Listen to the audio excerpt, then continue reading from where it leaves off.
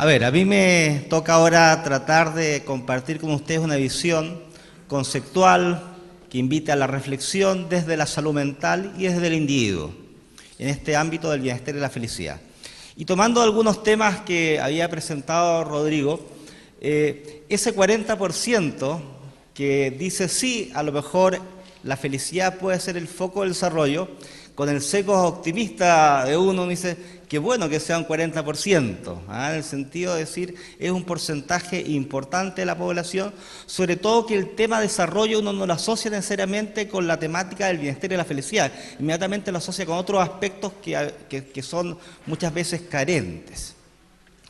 Y parte de lo que quiero compartir también lo hemos podido trabajar nosotros a través de un libro que se llama La felicidad, experiencia y evidencias para cambiar nuestro mundo, que lo hicimos gente acá con algunas ayudas de invitados internacionales, donde ahí se le está entregando ahí al Papa, que ha sido en el último tiempo una de las personas que ha estado también hablando bastante del tema de la felicidad como un aspecto importante.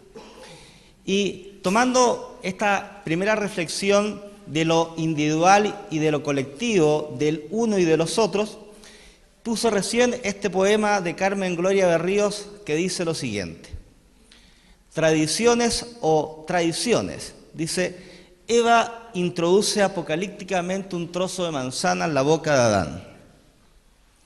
La bruja introduce letalmente un trozo de manzana en la boca de Blancanieves. Mi abuela prepara afanosamente un strudel de manzana. Me inquieta el destino de mi abuelo. ¿Sí?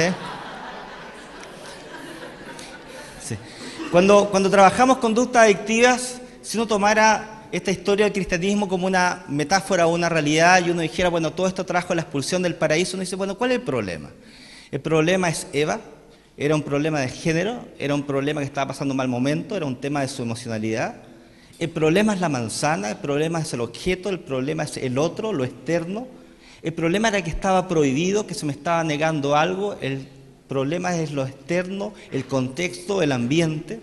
La verdad es que si uno analiza a las personas que tienen problemas de conducta adictivas, en algunos casos es más el problema la persona, en otros el contexto, en otros el medio, en otros el objeto droga, en muchos casos es todo, pero siempre referido a un uno, que es la persona que finalmente decide si consume o no consume. Entonces, lo que yo acá quiero también reforzar esta idea que decía Rodrigo, que claramente ambos contextos son importantes.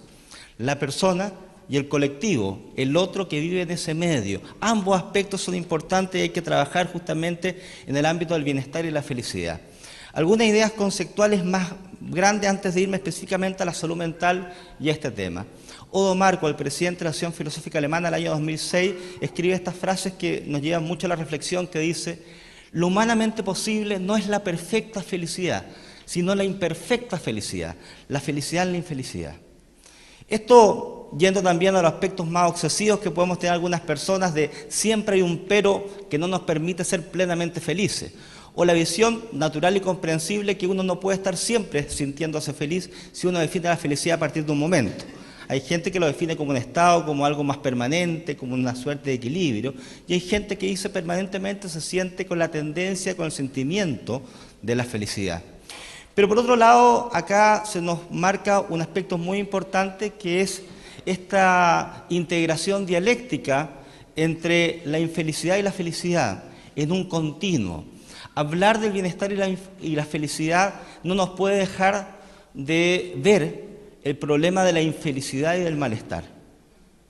¿Ya? Y por lo menos cuando nosotros nos hemos planteado justamente trabajar el tema del bienestar y la felicidad, es también viendo qué podemos hacer para trabajar el tema del malestar y de la infelicidad.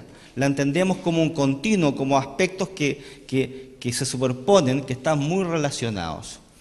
Hace mucho tiempo, desde los avances de Maslow, cuando hablaba de las necesidades básicas, las necesidades ya más existenciales, espirituales, desarrollo más elevado, decía que en general la salud mental nos habíamos estado preocupando sobre todo de los aspectos más negativos, de las patologías, de los problemas, de las carencias, lo cual tiene una lógica porque obviamente eso provoca dolor y eso es algo que todavía no se soluciona.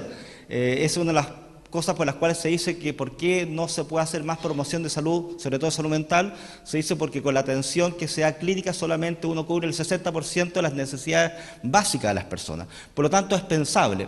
Pero por otro lado, Maslow nos dice que estamos tan centrados de eso, de las carencias, las necesidades, el dolor, que hemos dejado de ver las capacidades, los talentos, todo aquello que nos puede llevar también a crecer, a desarrollarnos y de alguna forma también a lo mejor a curar nuestras propias heridas. Entonces es un aspecto importante de esta idea de ir integrando lo positivo con lo negativo, las capacidades con los déficits, porque cuando uno se analiza a sí mismo, uno en algunos aspectos está, entre comillas, más o menos desarrollado, bien desarrollado, pero en otros aspectos uno sabe que a veces está deficitario. Y es parte de la esencia humana, este desarrollo disarmónico que poco a poco se va completando a través del tiempo. Por lo tanto es interesante esta integración. Y otro aspecto importante que quería mencionar de estas generalidades es, a partir de esta idea de esta canción de Silvio Rodríguez, que dice: soy feliz, soy un hombre feliz y quiero que hoy me perdonen todos los muertos de mi felicidad.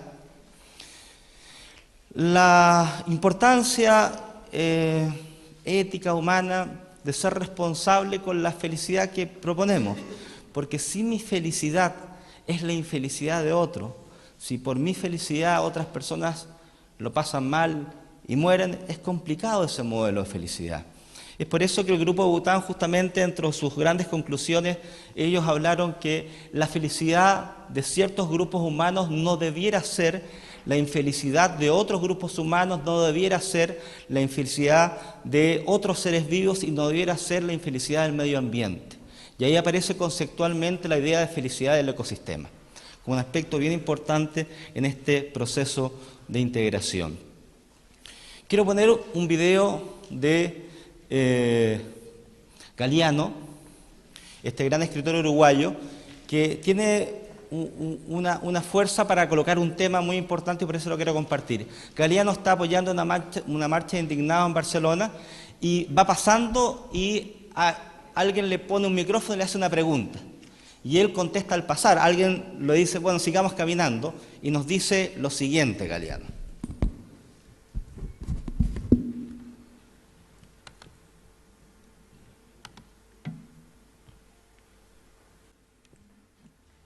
Yo no quiero ser un intelectual. Cuando me dicen un distinguido intelectual, digo, no, yo no soy un intelectual. Los intelectuales son los que divorcian la cabeza del cuerpo. Yo no quiero ser una cabeza que rueda por los caminos. Yo soy una persona. Soy una cabeza, un cuerpo, un sexo, una barriga, todo. Pero no un intelectual. Abominables personajes.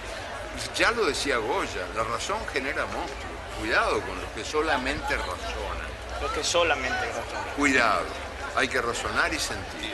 Y cuando la razón se divorcia del corazón, te convido para el temblor, porque esos personajes pueden conducirte al fin de la existencia humana del planeta, ¿no? No, yo no creo en eso. Yo creo en esa fusión contradictoria, difícil pero necesaria, entre lo que se siente y lo que se piensa. Y cuando aparece uno que solamente siente pero no piensa, digo, este es un cursi. Y cuando veo que hay uno que solamente piensa pero no siente, digo, ¡ay, qué horror! Este es un intelectual, qué espantosa cosa, una cabeza que rueda. Yo no quiero ser una cabeza.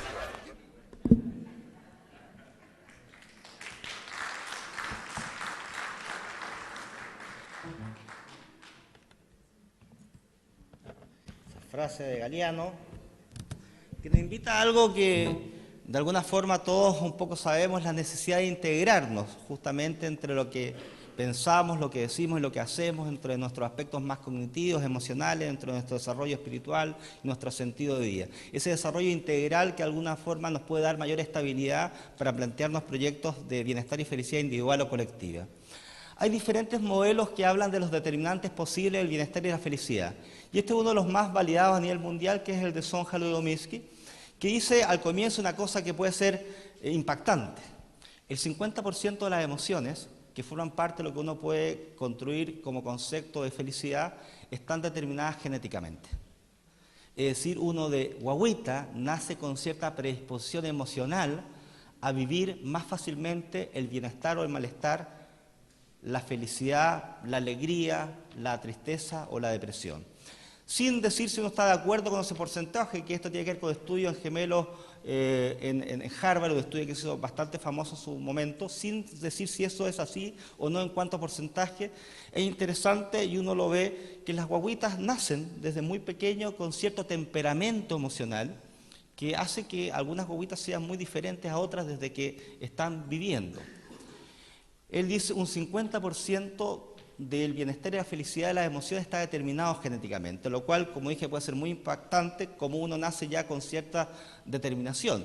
Y eso lleva a una cosa complicada, que desde pequeños somos diferentes en eso y en otros aspectos. Lo segundo, y es parte de su modelo, ella plantea que un 10% tiene que ver con las circunstancias que a uno le tocan vivir cuando esas circunstancias no son extremadamente traumáticas. Todos los cambios en la vida obviamente nos provocan reacciones emocionales, nos ayudan a estar mejor o peor y eso es importante, pero ella dice esto no es tan importante porque después de un tiempo de mejorar o empeorar el set point temperamental, uno vuelve a su estado de equilibrio. Uno se gana algo, le pasa algo feliz o triste, pero después vuelve a su estado de equilibrio. Lo importante, y esto tiene que ver con lo que a lo mejor también decía el alcalde en su momento, dice hay un 40% que tiene que ver con lo que uno podría llamar voluntad, conciencia, decisión, o sea, una parte que tiene que ver conmigo en cuanto a cómo yo decido vivir la vida que estoy viviendo, las decisiones que yo me planteo para vivir, las grandes decisiones que uno en el día a día va tomando en su ambular para definir el camino que quiere tomar. Hace un tiempo se hizo esta pregunta en una encuesta estudio, que era una pregunta, ¿qué está mal en el mundo? ¿Sí? Y también de la mano de eso vino la segunda parte, que era, ¿qué debe cambiar en el mundo para que las cosas estén mejor? ¿Qué dirían así rápidamente? Ideas. Desigualdad, medio ambiente, medios de comunicación, agresión, violencia.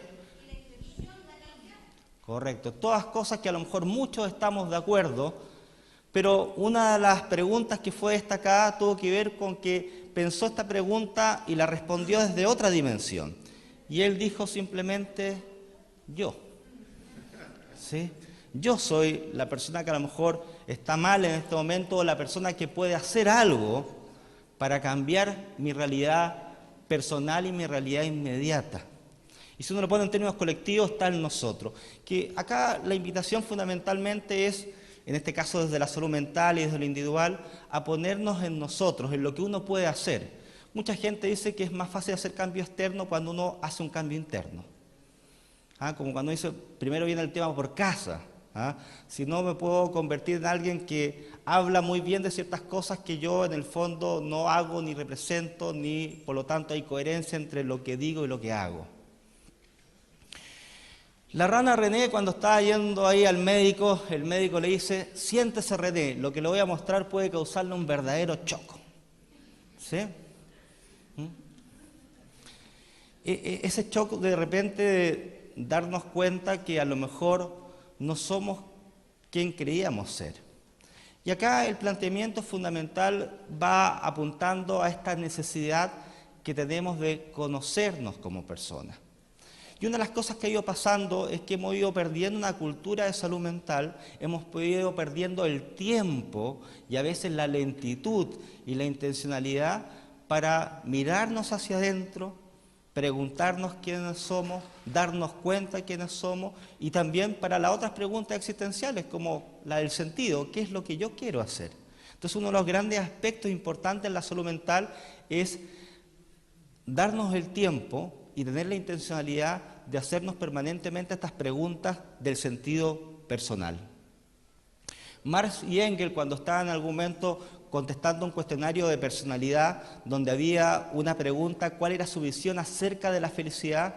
Marx dijo, pelear, y Engels dijo, un Margot Chateau 1848, un buen vino. ¿Sí? Independiente que había al comienzo, obviamente, una visión común, ideológica, antes, obviamente, de ciertas diferencias, igual cada uno era diferente. Y es un tema muy importante que tiene que ver con la búsqueda del bienestar y la felicidad. Y es por eso que para muchos, obviamente, es un tema difícil ponerlo en términos de políticas públicas, porque existe esta diferencia de que cada uno sabe lo que le hace feliz, pero sabemos que son cosas diferentes a veces. O lo énfasis de aquello que nos hace más feliz. Si uno lo pusiera a un punto de vista hasta psicopatológico, uno diría, bueno, es diferente a lo mejor lo que le puede ayudar a ser feliz a una persona que es neurótica, a alguien que no es neurótico, sino que tiene un problema de personalidad, a alguien que es joven, alguien que es de más edad, a alguien que tiene tal visión de mundo. O sea, claramente acá hay un tema también de la individualidad, de esta diferencia que tenemos, que es tan enriquecedora, pero que también se puede traducir en que nos hacen cosas diferentes felices a cada uno de nosotros. Desde la salud mental, hace un tiempo se ha estado instalando poco a poco, por lo menos a nivel de las declaraciones, la importancia del bienestar y la felicidad. Y acá aparece ya desde el año 2004 por la OMS una definición interesante de salud mental, que de alguna forma, uno diría, pone énfasis en puntos esenciales. Dice, la salud mental es un estado de bienestar en el cual el individuo se da cuenta de sus propias actitudes, conciencia a sí mismo. Puede afrontar las presiones normales de la vida, tiene capacidades, se le han instalado capacidades en su salud mental para afrontar las diferentes situaciones de vida. Puede trabajar productiva y fructíferamente, tiene oportunidades. Es una persona que siente que tiene la competencia y las oportunidades para estar bien. Y es capaz de hacer una contribución a su comunidad. Es parte de una comunidad, es parte de un vínculo personal, interpersonal y social comunitario. Una definición ya desde el año 2004 que está puesto desde la salud mental interesante, que incorpora la idea del bienestar positivo. Simplemente reforzaba una idea que hay una serie de indicadores de salud mental positivas, tales como, por ejemplo, aquellas personas que tienen mayores niveles de satisfacción con la vida, buen ánimo, bienestar psicológico, se asocia con una múltiple cantidad de variables que uno podría hablar de un buen vivir, de un estar bien en la vida, como por ejemplo, sentimientos de amistad, confianza hacia tercero, menores problemas de mortalidad, mejor calidad de vida en el sentido de frente a la enfermedad, en cuanto a cómo enfrentar la enfermedad, o sea, de alguna forma muchos indicadores de salud mental positiva se asocian con bienestar en diferentes ámbitos de la vida. Salinger, este escritor, decía, soy un paranoico al revés, siempre sospecho que la gente está planeando algo para hacerme feliz. ¿Sí? ¿Sí? Claramente, uno de los grandes temas es cómo vamos recuperando la confianza en el otro. Sin lugar a dudas que una de las cosas más complicadas del individualismo, o cuando vemos que el mundo es amenazante, es la necesidad de protegernos, de aislarnos y de pensar fundamentalmente que los proyectos principales son los proyectos personales y no los proyectos con otros. Gran tema en Chile, cómo obviamente se trabaja el tema de las confianzas. Dentro del informe del PNUD se decía que uno de los aspectos más importantes justamente tiene que ver con la dignidad, con la confianza, con aspectos fundamentales que te permiten sentirte bien contigo mismo y hacer lazos que puedan promover proyectos colectivos. Ya lo decía en su momento Iván Fuentes, que se hizo tan conocido cuando dijo con sentido de manada y cardumen, la necesidad de sintonizar con el otro. Esta necesidad de alguna forma de encontrar lenguajes comunes, proyectos comunes, de sintonizar, de empatizar y de ser con un otro, un aspecto fundamental de la salud mental, aprender a ser con un otro, necesidad de recuperar el sentido de comunidad, es uno de los grandes temas. Y en este sentido de comunidad, volviendo a esta idea de este poema de Carmen Gloria Berríos, si uno ve al ser humano como un ser relacional, como un ser que siempre está relacionado con un otro, con otra persona, con un objeto, es fundamental si ese ser humano desde temprano aprende a construir vínculos que le hagan bien en su vida.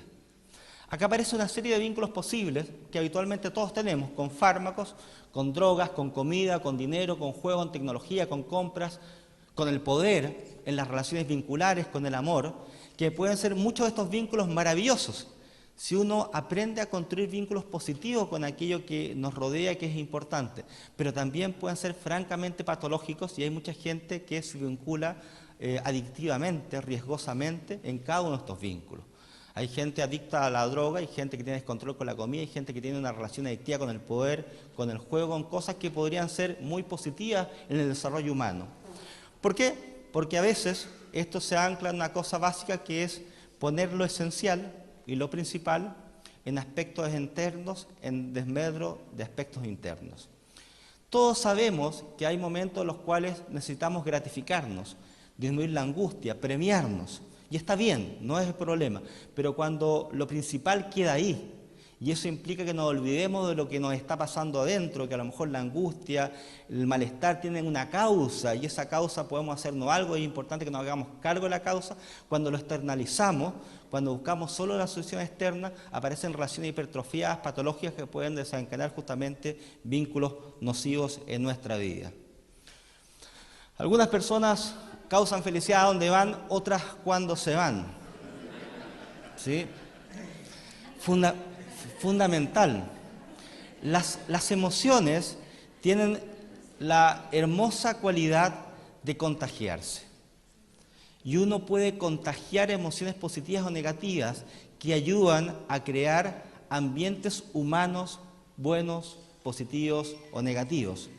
Uno puede sentir ambientes humanos en los cuales la tensión se huele, en la cual uno se enferma físicamente antes de ingresar, en las cuales uno tiene una reacción física frente al miedo, la angustia que me produce el clima humano, y también uno sabe que hay climas humanos que nos hacen bien, que uno se siente acogido, que es rico estar ahí, que uno se siente bien.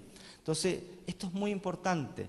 Las emociones siempre las estamos transmitiendo, siempre las estamos comunicando y contagiando, y hay una hermosa responsabilidad de las personas, que somos seres sociales, que convivimos con otros, de cómo vamos a convivir emocionalmente con las otras personas. ¿Sí?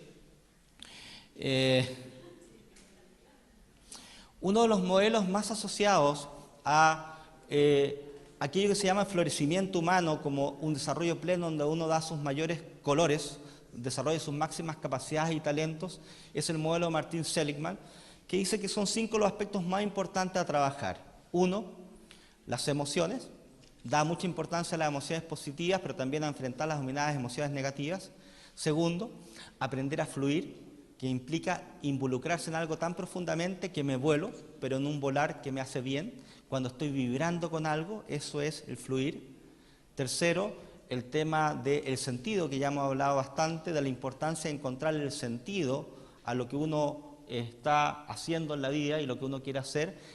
4, lo que hemos estado diciendo el último tiempo, que las personas aprendamos o no a construir vínculos y relaciones saludables como un aspecto importante de la salud mental. Las personas que no saben construir vínculos saludables se andan tropezando toda la vida en todos los vínculos que tienen.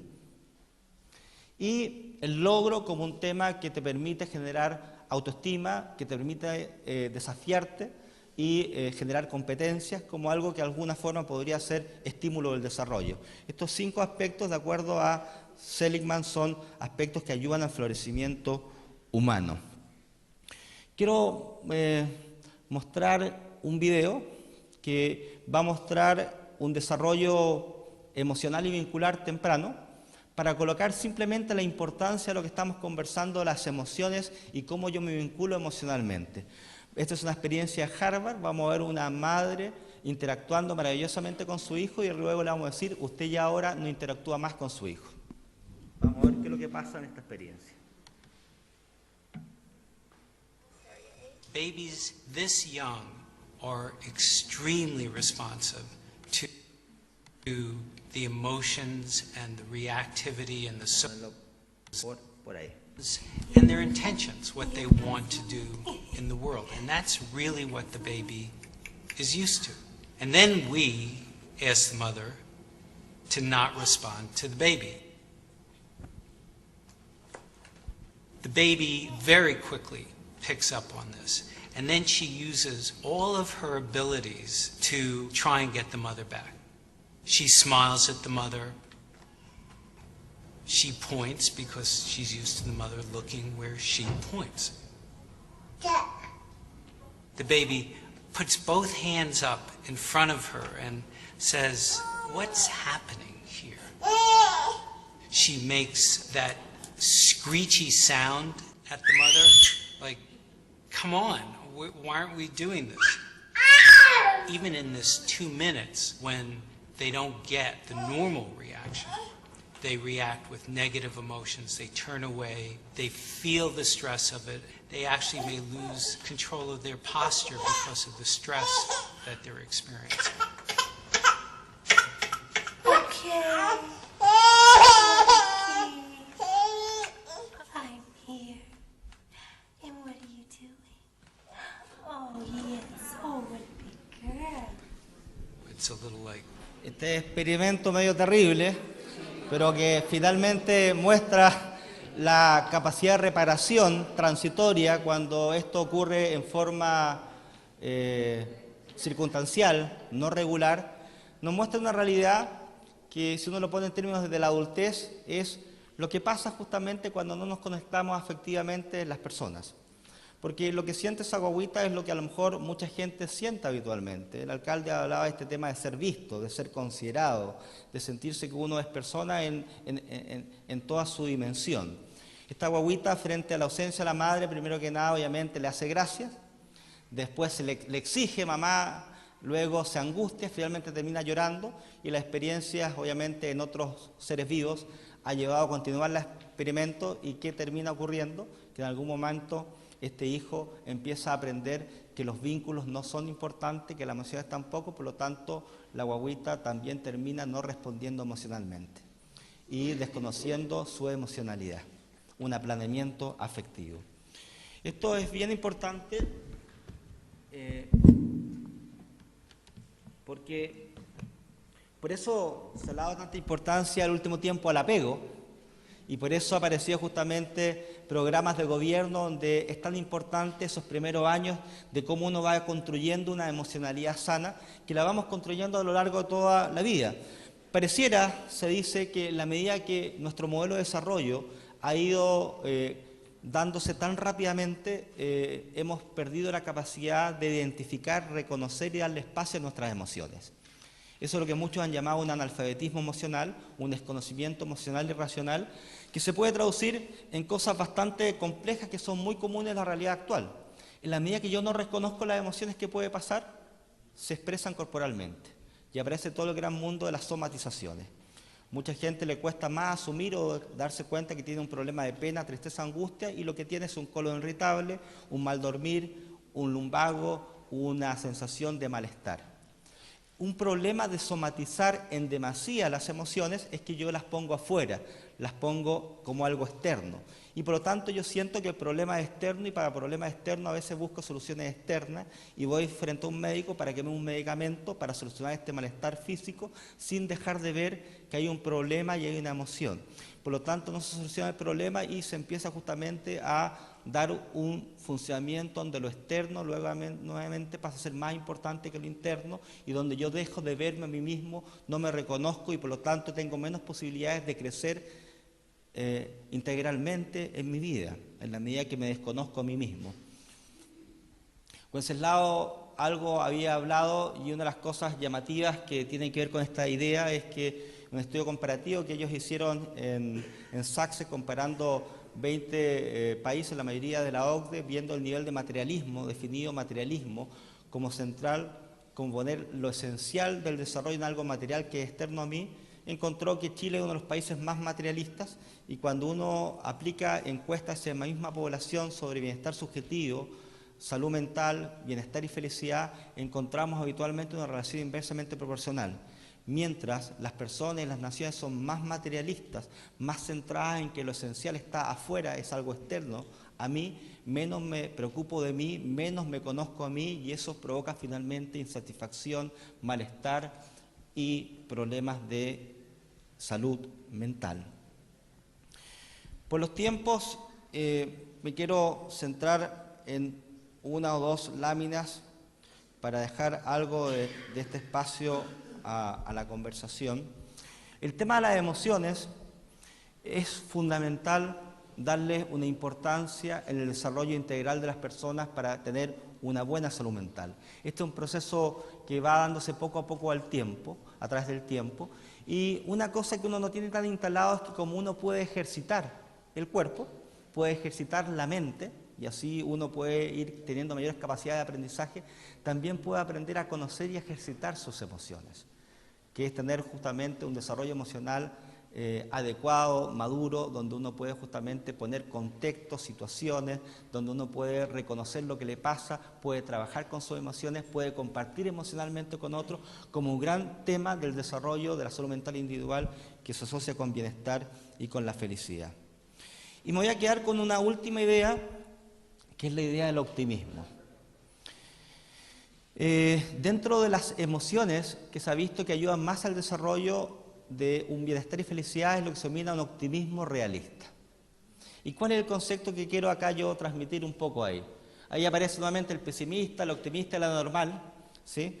Para decir que estos conceptos que vamos a manejar tienen que ver con población promedio, con población más o menos normal, ¿ya? Porque obviamente si alguien se sale de esos parámetros va a ser más complicado, pero se ha visto que uno de los aspectos más interesantes del desarrollo emocional y cognitivo que representa esto que uno llama optimismo de las personas es trabajar este tema. Pero acá lo que se propone fundamentalmente es instalar lo que se denomina optimismo realista. ¿Qué significa esto? El optimismo realista significa, si hoy me está pasando algo que es complejo y doloroso, no puedo negarlo, no puedo hacer que no exista. Lo que sí puedo hacer es ponerlo entre paréntesis, minimizar un poco porque a lo mejor no me siento capacitado para enfrentarlo, porque me es demasiado doloroso, pero no lo puedo negar. Entonces, ¿en qué consiste el optimismo realista? En que lo que duele, duele, pero el optimismo consiste en que yo tengo la esperanza y la expectativa que en el futuro las cosas pueden mejorar. ¿Y por qué pueden mejorar? Por tres cosas básicas. Puede mejorar porque yo puedo hacer algo para mejorar mi vida. Hay una parte importante de mi vida que corresponde a mis propias decisiones y mi propio andar. Por lo tanto, yo puedo hacer algo para cambiar mi vida y por lo tanto hay una esperanza en que el futuro pueda ser mejor. Lo segundo, ¿por qué las cosas pueden ser mejor? Porque yo soy parte de una comunidad, yo vivo con otras personas, hay personas que me tienen afecto, yo soy parte de una historia y esas personas también me pueden ayudar a que las cosas cambien. Tercero, ¿por qué también puede cambiar y haber esperanza en el futuro? Porque yo puedo hacer cosas, porque vivo y soy parte de una comunidad que me puede ayudar. Y tercero, porque hay circunstancias. Algunos le ponen el nombre de suerte, circunstancias, creencias, pero de repente hay cosas que independiente de mí y del entorno hacen que la realidad cambie. ¿Por qué es tan importante instalar esto que se llama el optimismo realista? Esto lo puse ahora último en el contexto de una pregunta de educación, porque hay un montón de estudios que se ha visto que cuando uno instala el trabajo del optimismo realista en la preadolescencia, entre los 10 y los 12 años, uno va creando una capacidad de enfrentar el futuro con esperanza. ¿Y por qué es tan importante esto? Porque si yo siento que en el momento que tengo dolor no tengo esperanza en el futuro, uno se pregunta, ¿y para qué vivir? Y eso es lo que le puede pasar a alguien que está con una depresión. En cambio, el que está con una depresión, pero tiene la esperanza de que a pesar de que me siento mal, algo puede ocurrir para que mañana me sienta bien, le cambia la vida. Estos estudios que se hicieron hace mucho tiempo y se siguen replicando han mostrado cómo disminuye el sufrimiento emocional, las conductas autoagresivas, cuando uno logra instalar en la salud mental de las personas tempranamente una visión de optimismo realista frente a la vida. Asumo lo que pasa, pero tengo esperanza, si esto es muy negativo, que en el futuro las cosas puedan cambiar. Y esta es la última lámina para poner algo más positivo al final. Este es un consejo Jodorowsky que a mí me encanta, dice: busca todos los días en el diario una noticia positiva. Es difícil de encontrarla, pero en medio de los acontecimientos nefastos, siempre de manera casi imperceptible hay una: que se descubrió una nueva raza de pájaros, que los cometas transportan vida, que un nene cayó desde un 5º piso sin dañarse, que la hija de un presidente intentó suicidarse en el océano y fue salvada por un obrero del cual se enamoró y se casaron. ¿Sí? Esto que parece tan de teleserie, lo importante es que esto es lo que ocurre todos los días. Todos los días ocurren cosas increíblemente buenas y malas y uno dice, ¿cómo? A veces la ficción supera a la realidad en estos aspectos. ¿Y por qué coloco esto? Porque de alguna forma uno vive de acuerdo justamente de un ambiente comunicacional que a uno le está entregando mensajes de lo que está ocurriendo y de cómo es el mundo. Cuando su ambiente comunicacional, por ejemplo, las noticias, simplemente nos muestran lo negativo del mundo, uno siente que el mundo es amenazante, que es malo, y frente a eso lo único que queda es defendernos, pensar en nuestros proyectos individuales y poner barreras. Pero cuando uno se da cuenta que en el mundo, junto con cosas malas, ocurren cosas buenas, obviamente la vida puede cambiar el matiz con el cual uno está mirando las cosas. Esto es importante y también tiene que ver con la misma idea. Cosas tan simples e investigadas como cuando uno llega a la casa, es muy diferente a acostarme con los problemas que tuve o tratar de rescatar algunas cosas importantes y positivas que me pasaron durante el día, hacen un cambio significativo en el estado emocional y en mi visión de mundo. Y como cuando uno tiene pareja y dice, bueno, no es bueno acostarse peleado, acá tiene que ver con lo mismo, ¿ah? Que es bueno justamente pensar que junto con las cosas negativas también hay muchas cosas positivas. Y para cerrar la idea, las personas que estamos trabajando este último tiempo en bienestar y felicidad es una de las cosas que uno se sorprende. Tanta gente hace tantas cosas positivas que uno desconoce, y esto ocurre todos los días, y eso obviamente es algo muy importante de poner en el colectivo. Gracias.